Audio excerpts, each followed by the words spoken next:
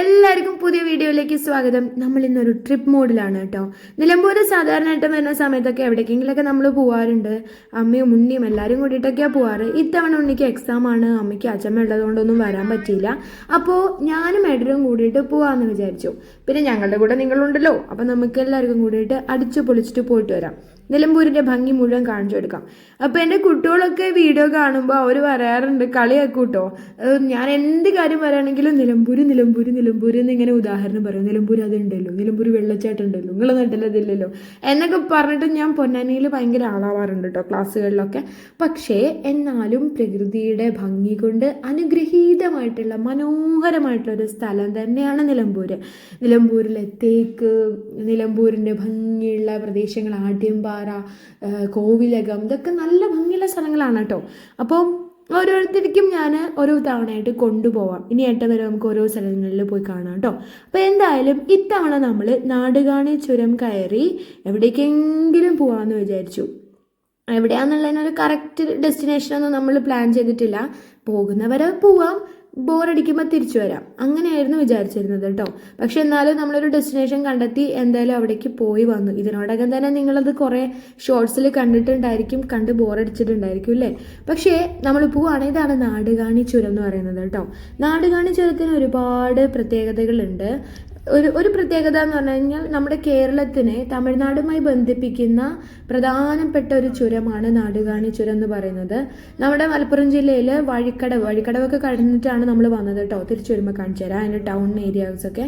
അപ്പോൾ മലപ്പുറം ജില്ലയിലെ വഴിക്കടവിന് സമീപത്തായിട്ടുള്ള ഒരു ചുരമാണ് നമ്മുടെ നാടുകാണി ചുരം എന്ന് പറയുന്നത്. നമ്മുടെ കോഴിക്കോട്, ഗൂഡല്ലൂർ, നിലമ്പൂർ അന്തർ സംസ്ഥാന പാതയിലൂടെയാണ് നമ്മൾ പോയിക്കൊണ്ടിരിക്കുന്നത്.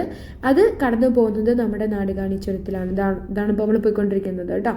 അങ്ങനെ ഈ നാടുകാണി ചുരം കണ്ടെത്തിയത് ഒരു ബ്രിട്ടീഷുകാരനായിട്ടുള്ള വില്യം ക്യാമ്പയിലാണെന്ന് വിശ്വസിക്കുന്നുണ്ട് കേട്ടോ. പക്ഷേ സംഭവം എന്താ വെച്ചാൽ ഇതുപോലൊരു പാത നമുക്ക് ചെയ്യാമെന്നുള്ളത് അവിടെ ഉണ്ടായിരുന്ന ഒരു ആദിവാസിയുടെ സഹായത്തോടെയാണ് ഈ ചുരം അദ്ദേഹം കണ്ടെത്തിയതെന്നും പറയപ്പെടുന്നുണ്ട്. ശരിക്കും ആ ആദിവാസിയുടെ പേര് എവിടെയും മെൻഷൻ ചെയ്തിട്ടില്ല കേട്ടോ. ഒക്കെ അല്ലെങ്കിലും ബ്രിട്ടീഷേഴ്സ് ഉണ്ടാക്കിയ ഹിസ്റ്ററി ആണല്ലോ ഇന്ത്യയുടേത്. അതുകൊണ്ട് തന്നെ അവരുടെ നെയിം മാത്രമായിരിക്കും മുമ്പിലുണ്ടാവുക. അതിലെനിക്ക് വലിയ എതിർപ്പുണ്ട് കേട്ടോ. അപ്പോൾ അദ്ദേഹത്തിൻ്റെ ഓർമ്മയ്ക്കായിട്ട് ബ്രിട്ടീഷുകാരൊക്കെ നാടുകാണി അണ്ണാനഗറിൽ ഒരു സ്മാരകവും നിർമ്മിച്ചിട്ടുണ്ട് കേട്ടോ. അത് നാടുകാണി എന്ന് പറയുന്ന ടൗണിനോട് അടുത്താണ്. നമുക്കവിടെ പോകുന്ന വഴിക്ക് കാണാൻ പറ്റുമോ നമുക്ക് നോക്കാം കേട്ടോ. അങ്ങനെ നമ്മൾ പോയിക്കൊണ്ടേയിരിക്കുകയാണ്. പോകുന്ന വഴിക്കൊക്കെ ആനത്താരകളുണ്ട് കേട്ടോ.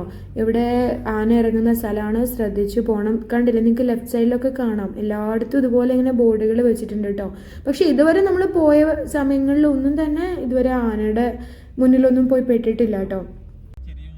ഏട്ടനൊരു കാട്ടാനേനെ കാണണമെന്ന് നല്ല ആഗ്രഹം ഉണ്ടായിരുന്നു കേട്ടോ. പക്ഷെ ഞാൻ പറയും കണ്ടാൽ നന്നാവും, കണ്ടു കഴിഞ്ഞാൽ ഒറ്റ ഓട്ടമായിരിക്കും, എന്താ ചെയ്യേണ്ടതെന്നും കൂടി നമുക്ക് അറിയില്ലല്ലോ എന്നൊക്കെ പറഞ്ഞിട്ട് അങ്ങനെ പോവായിരുന്നു കേട്ടോ.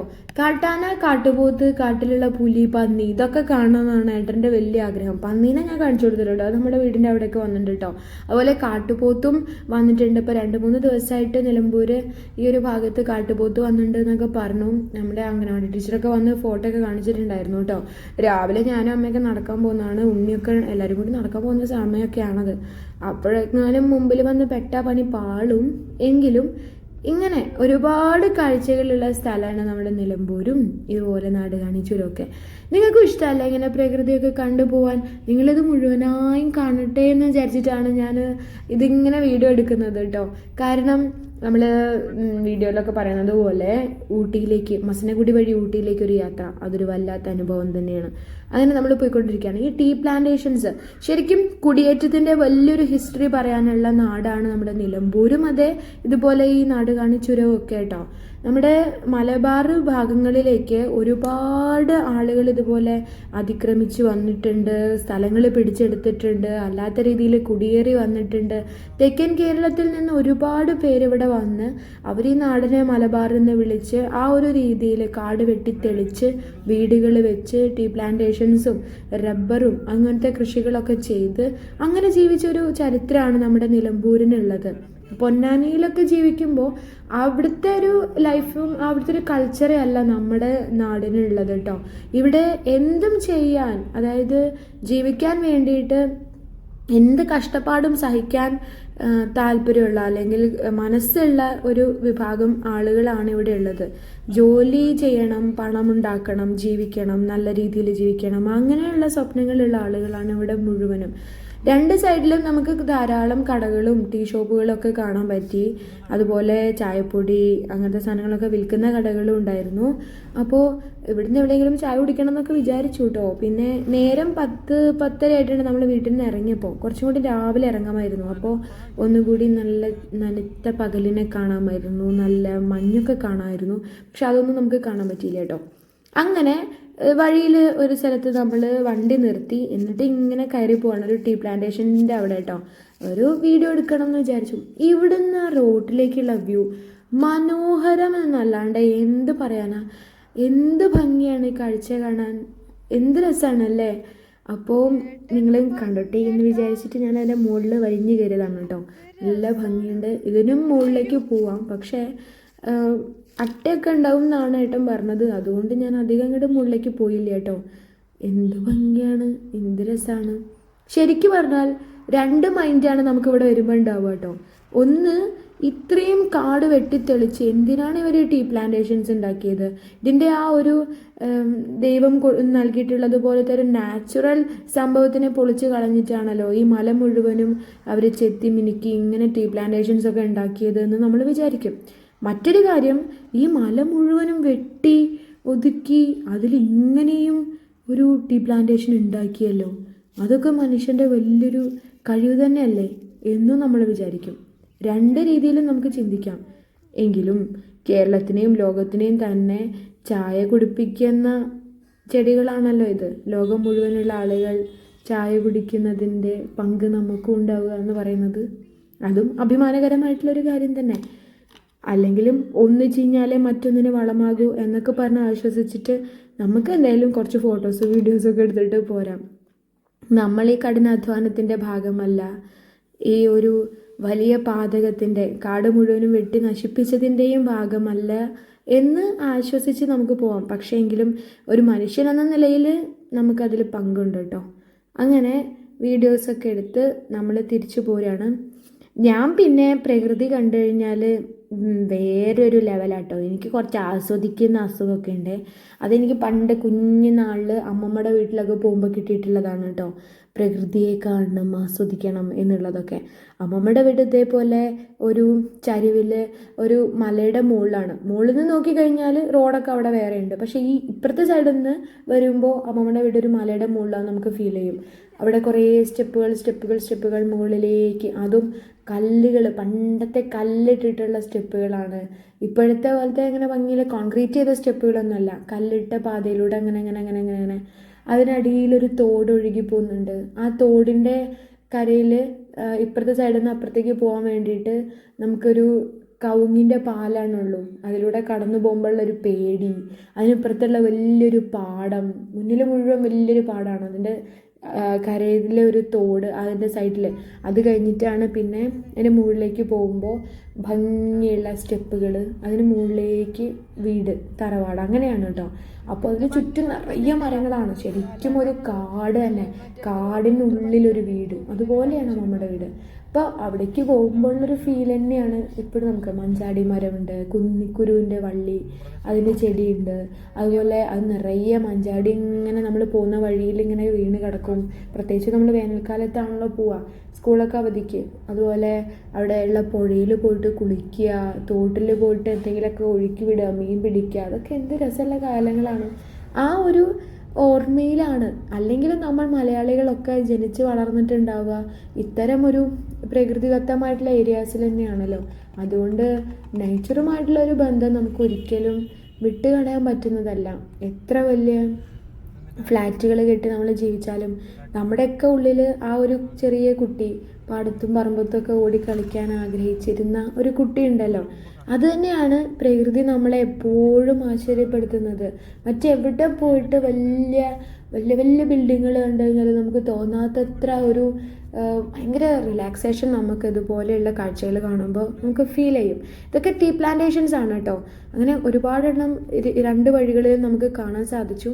മാത്രമല്ല തമിഴ്നാട്ടിൻ്റെ ഒരു സൈഡിലൂടെയാണ് ഇപ്പോൾ നമ്മൾ പോയിക്കൊണ്ടിരിക്കുന്നത്. അവിടെ നിന്ന് കേരളത്തിലേക്ക് വരുമ്പോൾ വീടുകളുടെ ലുക്ക് മാറി, അവരുടെ ജീവിത സാഹചര്യങ്ങൾ മാറി, അമ്പലങ്ങളുടെ രൂപങ്ങൾ, പള്ളികളുടെ രൂപങ്ങൾ എല്ലാം മാറി വരുന്ന കാഴ്ച നമുക്ക് കാണാൻ പറ്റും. കൾച്ചർ എത്രമാത്രം ഡിഫറെൻ്റ് ആണ് എന്നുള്ളത് നമുക്ക് ഈ ഒരു യാത്രയിലൂടെ അങ്ങനെ മനസ്സിലാക്കാൻ സാധിക്കും കേട്ടോ.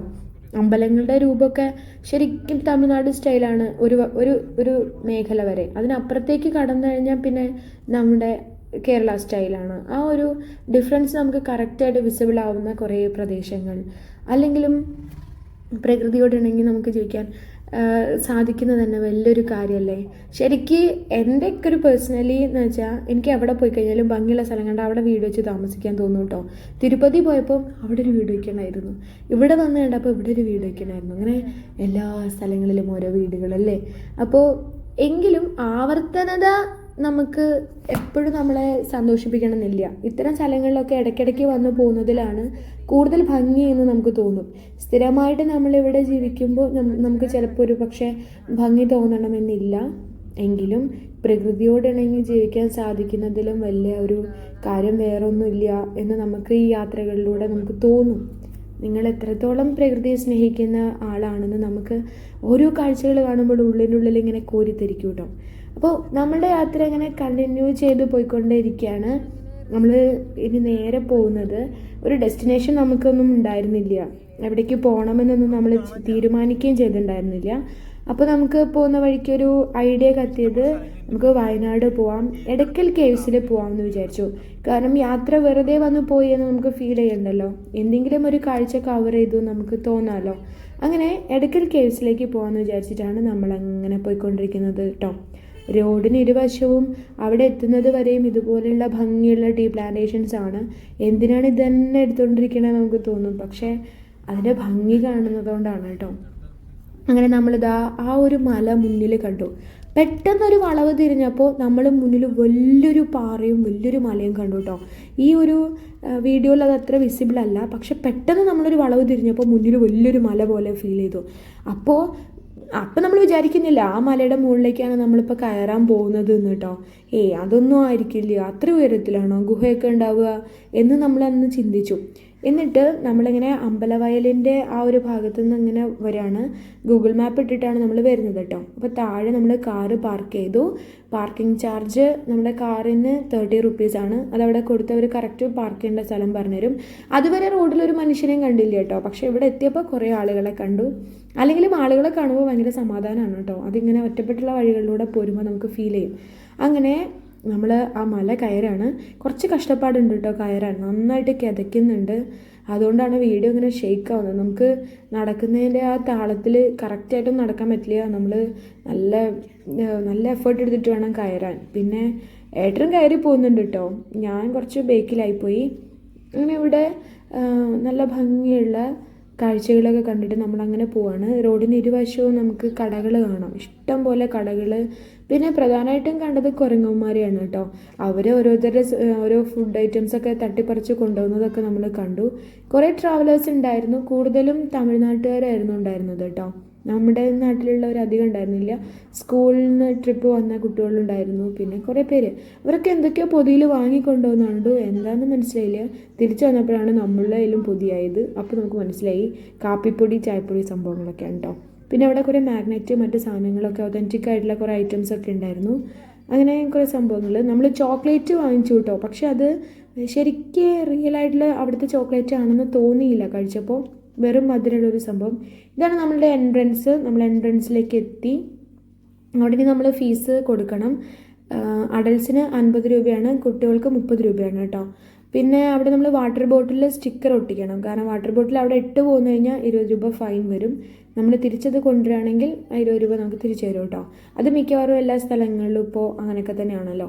അപ്പോൾ നമ്മൾ അങ്ങനെ മുകളിലേക്ക് കയറിക്കൊണ്ടേ ഇരിക്കുകയാണ്. ഇവിടെയൊക്കെ നല്ല നിരപ്പായ സ്ഥലമാണ്. നമ്മൾ വിചാരിച്ചു അവിടെ വരെ അങ്ങനെ ആയിരിക്കുന്നത്. പക്ഷേ ആളുകളൊക്കെ മടങ്ങി തിരിച്ചു വരുന്നുണ്ട്. എല്ലാവരും ഭയങ്കര ക്ഷീണിച്ചിട്ടൊക്കെയാണ് വരുന്നത് കേട്ടോ. അപ്പോൾ നമ്മൾ വിചാരിച്ചു കുറച്ച് റിയലി ടഫാണ്. നമ്മളിവിടെ കയറി വരുമ്പോഴത്തേനും നമ്മൾ ക്ഷീണിക്കും. എന്നാലും നമ്മളങ്ങനെ പോയിക്കൊണ്ടിരിക്കുകയാണ്. എന്താണ് ഇടയ്ക്കൽ ഗുഹ എന്നറിയാനുള്ള ആവേശത്തിൽ നമ്മളങ്ങനെ പോയിക്കൊണ്ടിരിക്കുകയാണ് കേട്ടോ. കൂടുതലും നോർത്ത് ഇന്ത്യൻസ് ആയിരുന്നു അന്ന് ട്രാവലേഴ്സായിട്ട് ഉണ്ടായിരുന്നത്. ഇതാ നോക്കൂ, അവിടെ ഒരു പാറ കാണുന്നില്ലേ ലെഫ്റ്റ് സൈഡിൽ, അതിനുള്ളിലേക്കാണ് നമ്മൾ പോകുന്നത് കേട്ടോ. അപ്പോൾ നല്ല ബുദ്ധിമുട്ടിയിട്ടാണ് നമ്മൾ കയറുന്നത്. ഞാൻ ശരിക്കും കിതച്ചു കേട്ടോ. ഏട്ടൻ എന്നാലും എന്നെക്കാളും നല്ല സ്റ്റാമിന നമുക്ക് ഫീൽ ചെയ്തു, കാരണം ഏട്ടൻ വേഗം വേഗം കയറി പോകുന്നുണ്ടായിരുന്നു. എന്നിട്ട് എന്നെ കാത്തിരിക്കും കുറേ നേരം, ഞാൻ വലിഞ്ഞ് കയറി വരും. അപ്പോൾ ശരിക്കും പറഞ്ഞു കഴിഞ്ഞാൽ ഹിസ്റ്റോറിക്കലി വളരെ എവിഡൻ്റ് ആയിട്ടുള്ള വളരെ ഇമ്പോർട്ടൻ്റ് ആയിട്ടുള്ളൊരു പ്ലേസിലേക്കാണ് നമ്മൾ പോകുന്നത്. ചില സഞ്ചാരികൾ, പ്രത്യേകിച്ച് മലയാളികളാണ് അവിടെ വൃത്തികേടാക്കാൻ വേണ്ടി പ്ലാസ്റ്റിക് ബോട്ടിലുകളൊക്കെ വലിച്ചെറിയുന്നത് കേട്ടോ. അപ്പോൾ നമ്മൾ ഇത്തരത്തിലുള്ള ചരിത്ര സ്മാരകങ്ങളൊക്കെ വൃത്തിയായി സൂക്ഷിക്കാൻ ശ്രമിക്കണം എന്നുള്ളതാണ് ഒരു സഞ്ചാരിയെ സംബന്ധിച്ചിടത്തോളം ഏറ്റവും പ്രധാനപ്പെട്ടിട്ടുള്ള കാര്യങ്ങൾ. അപ്പോൾ നമ്മൾ ആദ്യത്തെ ഗുഹയിലേക്ക് പ്രവേശിച്ചിരിക്കുകയാണ് കേട്ടോ. വളരെ അത്ഭുതപൂർവ്വമായിട്ടാണ് നമ്മളിങ്ങനെ കൗതുകമായിട്ടാണ് ഓരോ കാര്യങ്ങൾ കാണുന്നത്. നന്നായിട്ട് കിതയ്ക്കുന്നുണ്ടായിരുന്നു കേട്ടോ. താഴെ നിന്ന് ആ കയറ്റം കയറി വരുമ്പോഴേക്കും നമ്മൾ നന്നായിട്ട് കിതയ്ക്കും. മാത്രമല്ല ശ്വാസം എടുക്കാൻ നമുക്ക് ഇത്തിരി ബുദ്ധിമുട്ട് തോന്നും, കാരണം മലയുടെ ഏറ്റവും മുകളിലേക്കാണ് നമ്മൾ കയറിക്കൊണ്ടേയിരിക്കുന്നത്. അപ്പോൾ നമുക്ക് ആവശ്യത്തിന് എനർജി കിട്ടില്ല കേട്ടോ. ഞാൻ കുറച്ച് നേരം അവിടെ ഇരുന്നു. ഏട്ടനൊരു ചോക്ലേറ്റ് വാങ്ങിച്ചിട്ടുണ്ടായിരുന്നു, അപ്പോൾ അത് കഴിച്ചിട്ട് അവിടെ കുറച്ച് നേരം ഇരുന്നു കേട്ടോ. കൂടെ ഉണ്ടായിരുന്നവരൊക്കെ കയറിപ്പോയി, നമ്മളവിടെ കുറച്ച് നേരം ഇരുന്നു കേട്ടോ. അത് കഴിഞ്ഞിട്ടാണ് നമ്മളിനി അടുത്ത സ്റ്റെപ്പിലേക്ക് കയറാൻ വേണ്ടിയിട്ട് പോകുന്നത്. ശരിക്കും ഈ ഗുഹകൾ നമുക്ക് ചെറുശിലായുഗ സംസ്കാര കാലഘട്ടത്തിൽ ഇതെന്ന് കരുതുന്ന ശിലാലിഖിതങ്ങളാണ് ഈ ഗുഹകളിൽ കാണപ്പെടുന്നത്. താഴത്തെ ഗുഹയിൽ അത്രയധികം ചിത്രപ്പണികളോ മറ്റു കാര്യങ്ങളോ ഒന്നും നമുക്കധികം കാണാൻ സാധിച്ചില്ല. ഇപ്പം നമ്മൾ ഈ കയറി വരുന്ന ആ ഒരു ഗുഹയിൽ നിന്ന് മുകളിലത്തെ ഗുഹയിലാണ് നമുക്ക് ചിത്രങ്ങളൊക്കെ കാണാൻ സാധിച്ചത് കേട്ടോ. കേരളത്തിൽ ലഭിച്ചിട്ടുള്ള ഏറ്റവും പഴക്കം ചെന്ന ശിലാലിഖിതങ്ങളായിട്ടാണ് ഇവയെ കണക്കാക്കപ്പെടുന്നത്. ഏകദേശം സമുദ്രനിരപ്പിൽ നിന്ന് 4000 അടി ഉയരത്തിലുള്ളതാണ് നമ്മുടെ ഈ അമ്പുകുത്തിമല. അതിൻ്റെ മുകളിൽ ടോപ്പിലാണ് നമ്മൾ വന്നിരിക്കുന്നത് കേട്ടോ. ഇവിടുന്ന് കുറച്ചും കൂടി മലയുടെ മുകളിലേക്ക് കയറാം. പണ്ടൊക്കെ ഇവിടെ ട്രക്കിംഗ് ഉണ്ടായിരുന്നു, പക്ഷേ ഇപ്പോൾ അത് നിർത്തലാക്കിയിട്ടുണ്ട് കേട്ടോ. ഇതാണ് നമ്മളുടെ ഗുഹയിലേക്കുള്ള എൻട്രൻസ്, മെയിനായിട്ടുള്ള ഇടയ്ക്കൽ കേവ്സിൻ്റെ എൻട്രൻസ് ആണ്. അപ്പോൾ കുറേ സഞ്ചാരികൾ അകത്തേക്ക് പോകുന്നുണ്ട്, കുറേ പേര് പുറത്തേക്ക് വരുന്നുണ്ട്. അപ്പോൾ നമ്മൾ അതിനകത്തേക്ക് അങ്ങനെ സ്റ്റെപ്പ് വെച്ചിട്ടുണ്ട്. അപ്പോൾ അതിലൂടെ നമ്മളങ്ങനെ ഇറങ്ങുകയാണ് കേട്ടോ. അപ്പോൾ താഴെ എത്തിക്കഴിഞ്ഞാൽ നമുക്ക് കാണാൻ പറ്റുന്നത് അതുപോലത്തെ ഒരു കാഴ്ചയാണ്. മനോഹരമായിട്ട് കൊത്തുപണികളൊക്കെ ചെയ്തിട്ട്, അന്ന് ചിത്രലിപിയാണല്ലോ ഉള്ളത്. അപ്പോൾ ഈ ഒരു പാറ ഉണ്ടായിരിക്കുന്നത് എങ്ങനെയാണെന്ന് വെച്ചാൽ, നമ്മുടെ അമ്പുകുത്തി മലയുടെ മുകളിൽ ഒരു വലിയ പാറയിൽ രൂപപ്പെട്ടിട്ടുള്ളൊരു വിള്ളലിൽ മുകളിൽ നിന്ന് വീണുറച്ച കൂറ്റൻ പാറയാണ് മനുഷ്യനിർമ്മിതമല്ലാത്ത ഈ ഗുഹയെ സൃഷ്ടിക്കുന്നത് എന്നാണ് പറയുന്നത്. ഈ ഒരു വിടവ് 2 പാറകൾ തമ്മിലൊരു ഇടയുണ്ടായതാണ്. അതുകൊണ്ടാണ് ഇതിന് ഇടയ്ക്കൽ, അതൊരു വിടവ് എന്നുള്ള രീതിയിലാണ് ഇടയ്ക്കൽ എന്നുള്ളൊരു പേര് വന്നത് അത്രേ. അതുപോലെ കേരളത്തിലെ ഏറ്റവും പുരാതനമായിട്ടുള്ളൊരു രാജവംശത്തെ പറ്റി സൂചന നൽകുന്ന ശിലാലിഖിതങ്ങളാണിത്. ഈ ഇടയ്ക്കൽ ഗുഹകളെ പറ്റിയിട്ട് നമുക്ക് ഡീറ്റെയിൽഡ് ആയിട്ട് അവിടെ ആർക്കിയോളജിക്കൽ ഡിപ്പാർട്ട്മെൻറ്റിൻ്റെ ഉദ്യോഗസ്ഥരൊക്കെ ഇരിക്കുന്നുണ്ടായിരുന്നു. നമുക്ക് അദ്ദേഹത്തോട് അവരോടൊന്ന് ചോദിച്ചു നോക്കാം. അപ്പം അതിലൊരു സാർ നമുക്ക് ഹെൽപ്പ് ചെയ്യാൻ വേണ്ടിയിട്ട് വന്നു കേട്ടോ. ഗുഹയുടെ ചരിത്രം 6000 വർഷം മുമ്പുള്ളതാണ്. ഇവിടെ നവീന ശിലായുഗത്തിന് ആളുകൾ താമസിച്ച സ്ഥലം. അതുകൊണ്ട് കല്ലുകൊണ്ട് കണ്ടകാലം ചിത്രങ്ങളായി കൂടി വരച്ചു. ചിത്രങ്ങൾക്ക് 6000 വർഷം, എഴുത്തിന് 2300-2500 വർഷത്തെ പഴക്കമാണ്. എഴുത്തുകൾ പറയുന്നത് ഒരുപാട് പുലികളെ കൊണ്ട് പ്രശസ്തനായ ഗോത്രത്തവനെ കുറിച്ചാണ്. പിന്നെ ഇടക്കൽ എന്ന് പറയാനുള്ള കാരണം ഇടയിൽ ഇങ്ങനെ വീട് നടക്കുന്നതുകൊണ്ടാണ് ഇതിന് ഇടക്കൽ എന്ന് പേര് കിട്ടാനുള്ള കാര്യം. ഇന്നത്തെ കാലത്ത് ആളുകൾ താമസിച്ച ഗുഹകളിലാണ്. അന്ന് ഭാഷകളില്ല, ചിത്രലിപികളാണ്.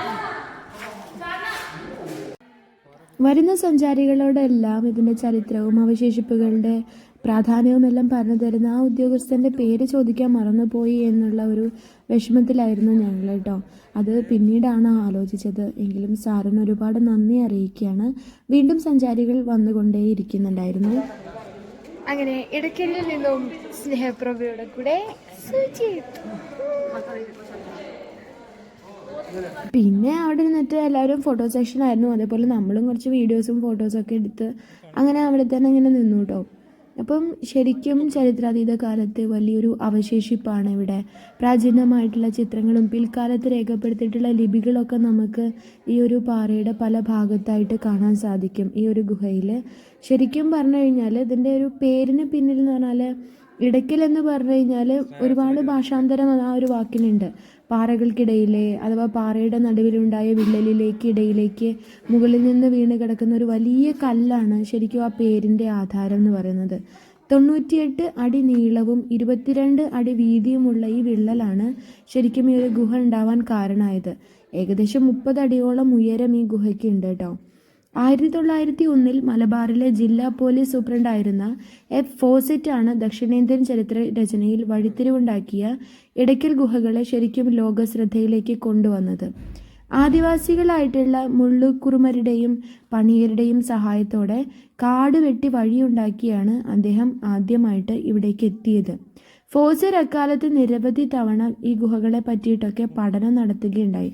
അദ്ദേഹത്തിന് ശേഷം പിന്നീട് RC ടെമ്പിൾ, അതുപോലെ ബ്രൂസ് പൂട്ട് ഒക്കെ 1897 അദ്ദേഹം വന്നു. പിന്നീട് ഡോക്ടർ ഷൂൾസ് 1896, കോളിൻ മെക്കൻസി തുടങ്ങിയവരൊക്കെ എടക്കലിനെ കുറിച്ചും സമീപ പ്രദേശത്തുള്ള പുരാതന പരിഷ്കൃതിയെ പറ്റിയിട്ടുമൊക്കെ പഠനങ്ങൾ നടത്തി. ശരിക്കും എടക്കൽ ഗുഹാചിത്രങ്ങൾ പ്രാചീന ശിലായുഗത്തിൻ്റെ അന്ത്യത്തിലുള്ള ചെറുശിലായുഗത്തിലാണ് ഉണ്ടായത്. ദക്ഷിണേന്ത്യയിൽ ഇത് ക്രിസ്തുവിന് മുൻപ് 10,000 മുതൽ 4,000 വരെ എന്നാണ് അറിയപ്പെടുന്നത്. അതുപോലെ ധാരാളം ശിലാചിത്രങ്ങളും മറ്റ് കാര്യങ്ങളെക്കുറിച്ചൊക്കെയുള്ള ലൈബ്രറിയും മ്യൂസിയവും ഒക്കെ നമുക്ക് വരും വഴികളിൽ കാണാൻ സാധിക്കും. നമ്മൾ ഈ മലമുകളിലേക്ക് എത്താൻ വേണ്ടിയിട്ട് ഏകദേശം 1 കിലോമീറ്ററോളം ടാറിട്ട റോഡിലൂടെ വന്നു. മലമുകളിലുള്ള 1 കിലോമീറ്റർ ഉയരത്തിലുള്ള വിനോദസഞ്ചാര ഓഫീസ് വരെ നമുക്ക് ജീപ്പ് ലഭ്യമാണ് കേട്ടോ. ഗുഹകളിൽ എത്താൻ ഇവിടെ നിന്ന് ഏകദേശം 200 മീറ്ററോളം മല കയറണം. ഗുഹകൾക്ക് മുകളിൽ 100 മീറ്റർ ഉയരത്തിൽ നിന്ന് നമുക്ക് കേരളം, കർണാടകം, തമിഴ്നാട് എന്നീ 3 സംസ്ഥാനങ്ങളുടെയും കാട്ടിലൂടെയുള്ള ദൃശ്യങ്ങൾ നല്ല രീതിയിൽ കാണാൻ സാധിക്കും. മാത്രമല്ല ഇപ്പോൾ മലയിലെ പാറ പൊട്ടിക്കൽ ഇടയ്ക്കലിലെ പരിസ്ഥിതിക്കും പുരാതന ചരിത്രാവശിഷ്ടങ്ങൾക്കുമുള്ളൊരു ഭീഷണിയായിട്ട് മാറിയിരിക്കുകയാണ്. അനുമതി ലഭിച്ചിട്ടുള്ള 3 പാറമടകളെ ഇടയ്ക്കലിലുള്ളൂ എങ്കിലും അനധികൃതമായിട്ട് ഏകദേശം 50ഓളം പാറമടകൾ ഇപ്പോഴവിടങ്ങളിലായിട്ട് പ്രവർത്തിക്കുന്നുണ്ട്. അത് ഭാവിയിൽ ഇടയ്ക്കലിൻ്റെ നിലനിൽപ്പിനെ ബാധിക്കും എന്നുള്ളതിൽ യാതൊരു സംശയവുമില്ല. നമ്മൾ ഇടയ്ക്കലൊക്കെ കണ്ടിട്ട് മറ്റൊരു വഴിയിലൂടെയാണ് പുറത്തേക്ക് വരുന്നത്. ഇപ്പോൾ ആ വഴിയിലാണ് നമ്മളിപ്പോൾ ഇങ്ങനെ ഇറങ്ങിക്കൊണ്ടിരിക്കുന്നത്. വളരെ കുത്തനെയുള്ള വഴിയാണ്, അവിടേക്ക് സ്റ്റെപ്പുകളൊക്കെ വെച്ചിട്ട് സൗകര്യപ്രദമാക്കിയിട്ടുണ്ട്. അപ്പോൾ നമ്മളങ്ങനെ പതുക്കെ പതുക്കെ പതുക്കെ താഴേക്ക് ഇറങ്ങിക്കൊണ്ടേയിരിക്കുകയാണ്. വയനാടിൻ്റെ ആസ്ഥാനമായിട്ടുള്ള കൽപ്പറ്റയിൽ നിന്നും ഏകദേശം 25 കിലോമീറ്റർ ആണ് ഇവിടേക്കുള്ള ദൂരം എന്ന് പറയുന്നത്. ഇത് ഭൂമിശാസ്ത്രപരമായിട്ട് ഒരു ഗുഹയൊന്നുമല്ല, മറിച്ചിട്ട് മലയിലെ പാറകളിലെ 96 അടി നീളവും 22 അടി വീതിയുമുള്ള വലിയൊരു വിടവാണിത് കേട്ടോ. നമ്മൾ നല്ലോണം ക്ഷീണിച്ചിട്ടുണ്ട്. മുകളിൽ നിന്നിട്ട് ഒരു വലിയ പാറ വന്ന് വീണൊരു മേൽക്കൂര തീർത്ത് ഒരു ഗുഹയുടെ പ്രതീതി ജനിപ്പിക്കുന്നു എന്നേ ഉള്ളൂ. അങ്ങനെ നമ്മൾ താഴേക്ക് ഇങ്ങനെ വരികയാണ് കേട്ടോ. അപ്പോൾ ഒരുപാട് കടകൾ കണ്ടു, കുറേ കച്ചവടങ്ങൾ മറ്റു കാര്യങ്ങളൊക്കെ കണ്ടിട്ട് നമ്മളങ്ങനെ വരികയാണ്. അപ്പോൾ ഇവിടെ നമ്മളൊരു കടയിൽ കയറി നമുക്ക് കാപ്പിപ്പൊടി ചായപ്പൊടിയൊക്കെ വാങ്ങിക്കാമെന്ന് വിചാരിച്ചിട്ട് നല്ല ഏലയ്ക്കും മറ്റു സംഭവങ്ങളൊക്കെ കിട്ടി കേട്ടോ. പിന്നീടാണ് അറിയുന്നത് വയനാട്ടിലുള്ള വലിയ കൃഷിയല്ല ഏലം എന്ന് പറയുന്നത്. ഞാൻ വിചാരിച്ചിരുന്നു ഏലക്കായൊക്കെ വയനാട്ടിൽ നിന്ന് കിട്ടുന്നതാണെന്ന്. പക്ഷേ വയനാട്ടിൽ അത്ര ഏലക്കായകൾ ഉണ്ടാക്കുന്നില്ല എന്നാണ് പിന്നീട് പറഞ്ഞറിഞ്ഞത്. എങ്കിലും നല്ല കാപ്പിപ്പൊടിയും അത് മാത്രമല്ല ചായപ്പൊടിയൊക്കെ നമുക്ക് കിട്ടി കേട്ടോ. അപ്പം 70 രൂപയ്ക്കും 60 രൂപയ്ക്കൊക്കെ ചായപ്പൊടിയൊക്കെ കിട്ടിയപ്പോൾ വളരെ സന്തോഷമായി. പിന്നെ ഒരുപാട് വയനാടൻ പുൽത്തൈലം, അതുപോലെ സോപ്പ്, അങ്ങനെ കുറേ നാച്ചുറൽ ആയിട്ടുള്ള സാധനങ്ങളുണ്ടായിരുന്നു. പിന്നെ കുരുമുളക്, ഇതൊക്കെ ഉണ്ടായിരുന്നു കേട്ടോ. വലിയ റേറ്റ് നമുക്ക് തോന്നില്ലേ, നമ്മളെ നാട്ടിനേക്കാളും റേറ്റ് കുറവായിരുന്നു. ചോക്ലേറ്റ്സ് എന്ന് പറയുന്നത് ശരിക്കും പറഞ്ഞാൽ അത്ര നല്ലതല്ലായിരുന്നു കേട്ടോ. നമ്മൾ വാങ്ങിയപ്പോൾ അത്ര ടേസ്റ്റ് തോന്നിയില്ല. ആ ഒരു ഒതൻറ്റിക് ടേസ്റ്റൊന്നും നമുക്കതിൽ ഫീൽ ചെയ്തിട്ടുണ്ടായിരുന്നില്ല. പിന്നെ നമുക്ക് ഗിഫ്റ്റൊക്കെ കൊടുക്കാൻ വേണ്ടിയിട്ട് വാങ്ങാം, ഒരു സുവനീർ പോലെ വാങ്ങിക്കാമെന്ന് മാത്രം. അങ്ങനെ നമ്മൾ കുറച്ച് കാപ്പിപ്പൊടിയൊക്കെ വാങ്ങിച്ചു, സാധനങ്ങളൊക്കെ വാങ്ങിച്ചിട്ട് നമ്മളങ്ങനെ തിരിച്ച് ഇറങ്ങി വരികയാണ് കേട്ടോ. വഴി നീളെ നമുക്ക് കടകൾ കാണാം. പിന്നെ നമുക്കിനി ഫുഡ് കഴിക്കാൻ വേണ്ടി പോകണം. അപ്പോൾ ഈ ഒരു കാഴ്ച കാണുന്നതിന് വലിയ സന്തോഷമായി വന്നത്. മാത്രമല്ല ഈ ഒരു ചിത്രങ്ങൾ, അതായത് പാറയിൽ കൊത്തിയിട്ടുള്ള മൃഗങ്ങളുടെയും മനുഷ്യർ ഉപയോഗിച്ചിരുന്ന ഉപകരണങ്ങളുടെയൊക്കെ ചിത്രങ്ങൾ ശരിക്കും ശിലായുഗത്തിൽ സാംസ്കാരികമായിട്ട് വളരെ ഉയർന്ന ഒരു ജനത ഇവിടെ ജീവിച്ചിരുന്നു എന്നതിന് തെളിവാണ്. ആ ചിത്രങ്ങൾ കണ്ടു കഴിഞ്ഞാൽ നമുക്ക് മനസ്സിലാവും, വെറുതെ ഓരോ വരകൾ വരച്ചതുപോലെയല്ല, വളരെ മനോഹരമായിട്ടുള്ള ചിത്രങ്ങളാണ്. കേരളത്തിലുള്ള ചരിത്ര പുരാവസ്തു ഗവേഷകർക്ക് ശരിക്കും ഇതൊരു നിധി തന്നെയാണ്. ഇപ്പോൾ പല കാലഘട്ടങ്ങളിലായിട്ടാണ് ഇടയ്ക്കൽ ഗുഹകളിലെ ഗുഹാചിത്രങ്ങൾ ആലേഖനം ചെയ്തിരിക്കുന്നത്. ഫ്രെഡ് ഫോസറ്റ് എന്ന ബ്രിട്ടീഷുകാരൻ ഒരു നായാട്ടിനിടയ്ക്ക് കണ്ടെത്തിയ ഈ ഗുഹകൾ ഒരുപാട് പ്രാധാന്യം അർഹിക്കുന്നതാണ്. അങ്ങനെ നമ്മൾ താഴെ എത്തിയിട്ടോ. താഴെ എത്തിയപ്പോൾ ഈ ഒരു നമ്മുടെ കടയിൽ കയറിയിട്ട് നമ്മൾ മാങ്ങ വാങ്ങിച്ചു കേട്ടോ. നല്ല ടേസ്റ്റായിരുന്നു. കണ്ണൂരിൽ നിന്ന് കൊണ്ടുവന്ന മാങ്ങയാണെന്നാണ് അവർ പറഞ്ഞത്. അപ്പോൾ നല്ല ടേസ്റ്റ് ആയിരുന്നു. ഇപ്പോഴും നമുക്ക് അതിൻ്റെ ടേസ്റ്റ് ആലോചിക്കുമ്പോൾ വായിൽ വെള്ളം ഊറുന്നുണ്ട്. അപ്പം അതും പിന്നെ അതിൻ്റെ കൂട്ടത്തിൽ മുളകൊക്കെ കിട്ടി, അതൊക്കെ കൂട്ടി നമ്മൾ കഴിക്കുകയാണ് കേട്ടോ. നല്ല ടേസ്റ്റ് ആയിരുന്നു. 10 രൂപയ്ക്ക് 2 മാങ്ങ കഷ്ണങ്ങൾ തന്നു കേട്ടോ.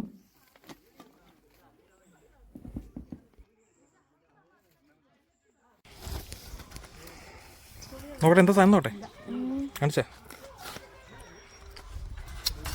പരട്ടിട്ട് പറ്റിക്കാം.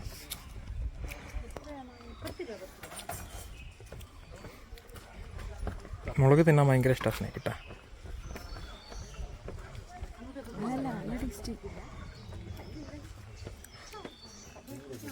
കഴിക്കി എന്നിട്ട് നോക്കണ്ട്.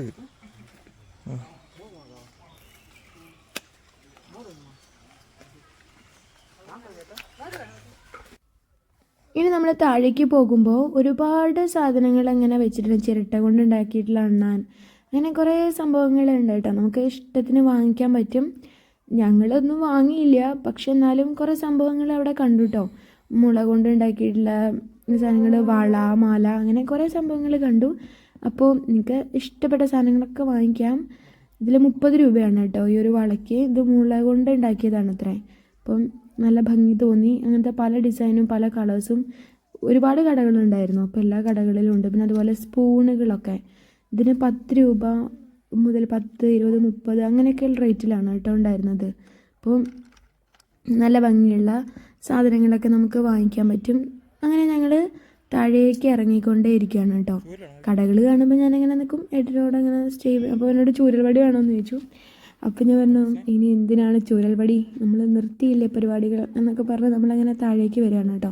അപ്പോൾ അവിടെ ഇത് പിന്നീട് ഉണ്ടാക്കിയൊരു പള്ളിയുടെ അവശിഷ്ടം പോലെ കാണുന്നതാണ്. ഇത് ഒരുപാട് പഴക്കമൊന്നും ഉള്ളതല്ല കേട്ടോ.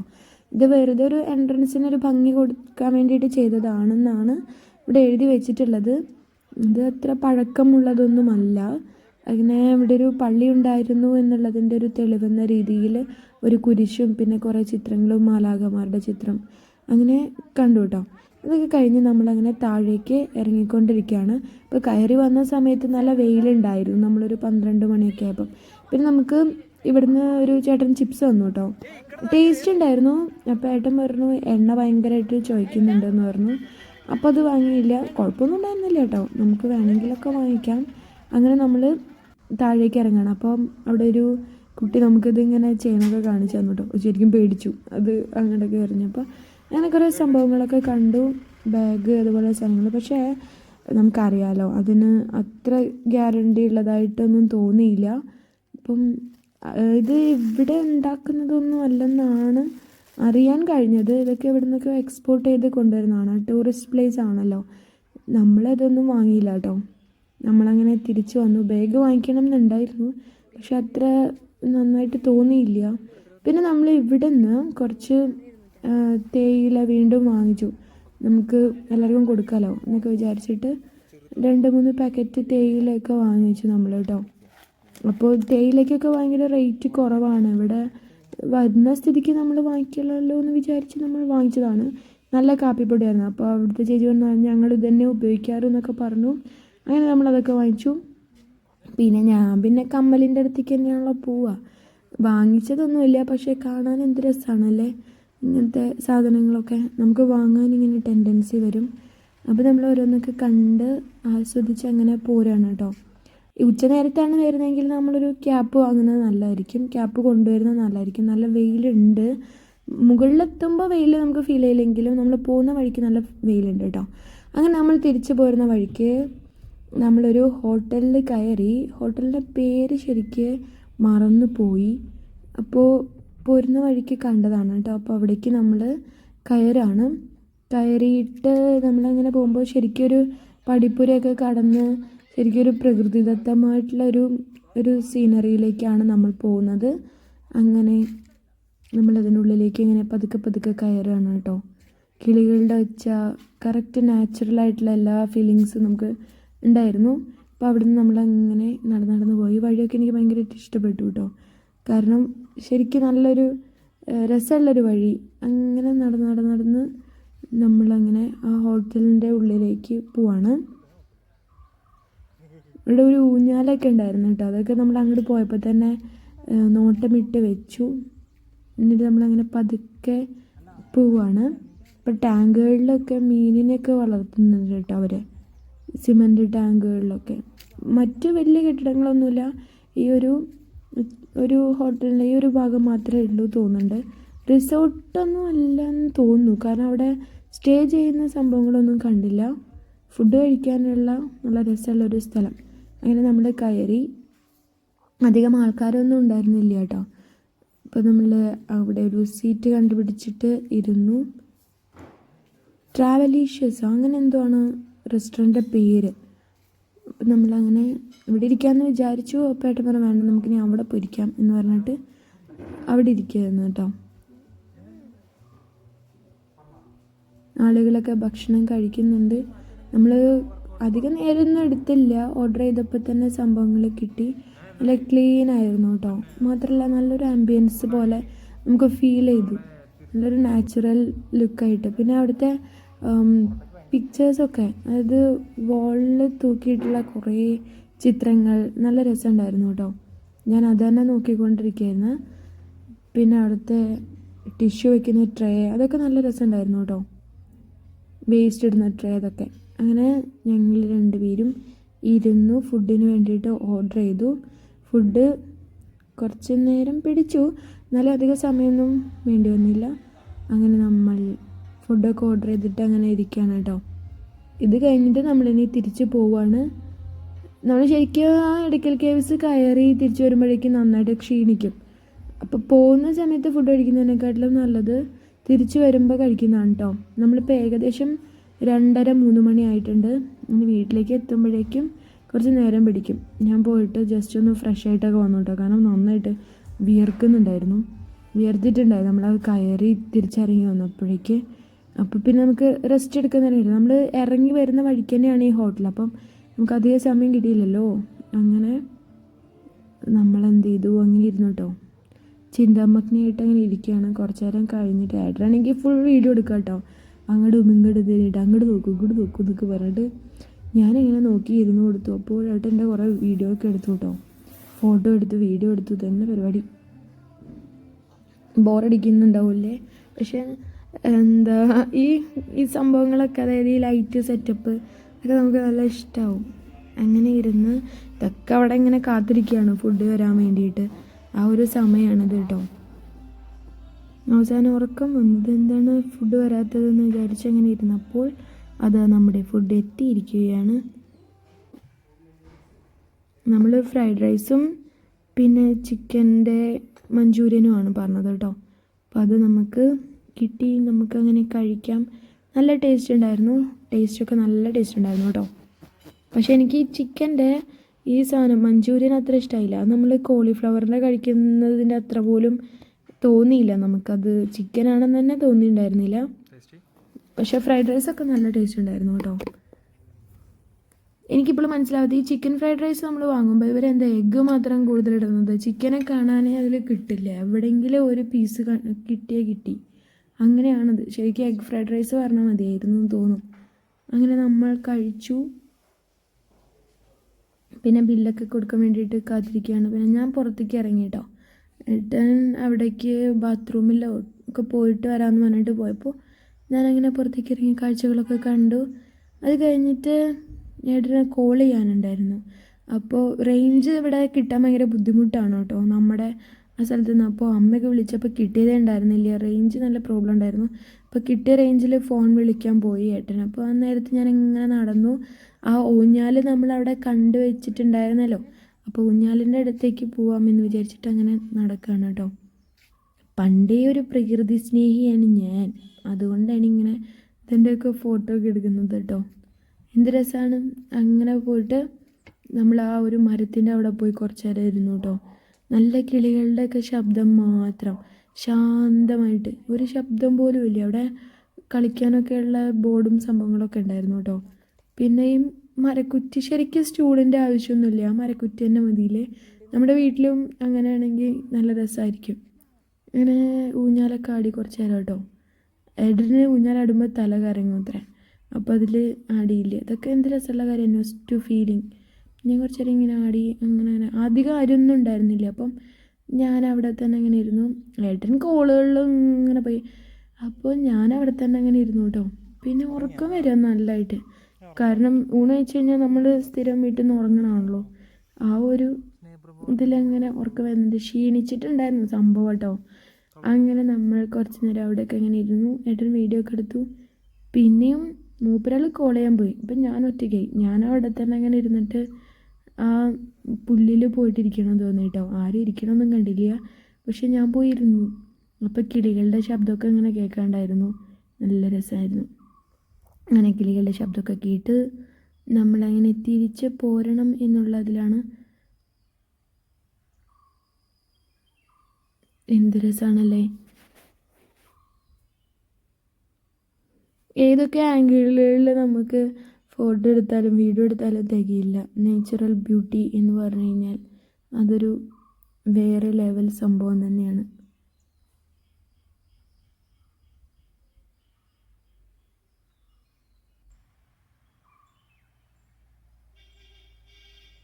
ഇവിടെ ഒരു ചെറിയ കോട്ടേജ് കണ്ടു. ആ കോട്ടേജിൽ ചായ പോലത്തെ ചെറിയ സ്നാക്സും അങ്ങനത്തെയൊക്കെ കിട്ടുന്നുണ്ട്. പിന്നെ അതുപോലെ ഇവിടെ ഏത് കടയിലും ഈ ഇവിടുത്തെ ഒതൻറ്റിക് ആയിട്ടുള്ള സാധനങ്ങളൊക്കെ വിൽക്കാൻ വെച്ചിട്ടുണ്ടാവും. അത് ഏത് ഷോപ്പിലാണെങ്കിലും ഹോട്ടലാണെങ്കിലും എവിടെയാണെങ്കിലും നമുക്ക് കാണാം. കാപ്പിപ്പൊടി, ചായപ്പൊടി അതൊക്കെ വാങ്ങണമെങ്കിലൊക്കെ നമുക്ക് വാങ്ങിക്കാം. ഞാൻ എൻ്റെ ഫോട്ടോഗ്രാഫി, വീഡിയോഗ്രാഫി സ്കിൽസ് ഇങ്ങനെ നോക്കായിരുന്നു കേട്ടോ. ഈ ഒരു പച്ചപ്പും ഹരിതാപയും കാണുമ്പോൾ നമുക്ക് ഭയങ്കരമായിട്ട് ഇഷ്ടമാവുമല്ലോ. ഇപ്പോൾ പല ആംഗിളുകളിൽ അങ്ങനെ വീഡിയോ എടുത്തുകൊണ്ടിരിക്കുകയായിരുന്നു. ഏത് ആംഗിളാണ് ശരിയാവാൻ നമുക്കറിയില്ലല്ലോ.